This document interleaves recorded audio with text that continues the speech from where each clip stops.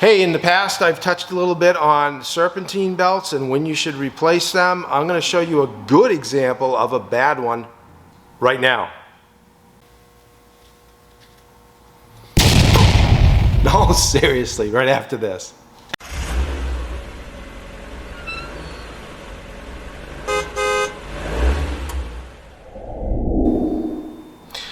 Alright, so this serpentine belt I'm about to replace here, if you can see it, but there's a lot of fine little cracks right in it. And I'm going to see that right there, folded it over, it shows little cracks. So I've talked before about the serpentine belt and how it wears on both sides. This belt is getting ready to fail fairly soon. So I'm going to take this out and I'm going to show you exactly what it looks like compared to a new one. Hold on. Okay, I have the old belt out, and if you can see it here, all the dry cracks in that belt. This belt's pretty bad. And again, you know, on the other side of the belt it takes wear as well. This is the new belt, what the new belt looks like. See how it's all smooth, there's no cracks, and you can't really see the difference in thickness, but there is a difference. The serpentine belt wears on both sides of the belt.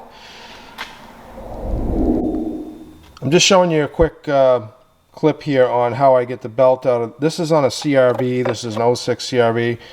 I pull this mount out of the way right here, which bolts in right down here on the side of the block, and I have a 14mm wrench on the tensioner. It's actually, I got a pipe extending in it, holds it against the top of the hood here in place until I can put the new belt on.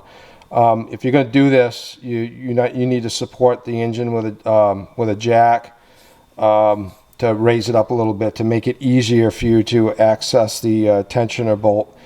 And also, you know, I'm using a lift, so you would need jack stands. I pull the wheel off to make easier access down here.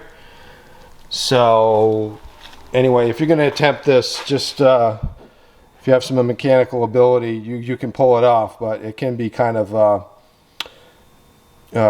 taxing, is that the word, to get it back on. Anyway, so this is how I do it. There you have it, brand new serpentine belt installed. So usually, like, what I recommend people do, like every 90,000 miles, replace the belt regardless how it looks.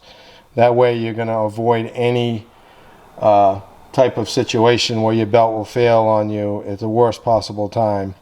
So every time I do one of these belts, I say to myself, you know what, I saved someone from having a really bad day, because you'd have to get it towed to wherever it's going to get fixed, and that's an extra expense as well.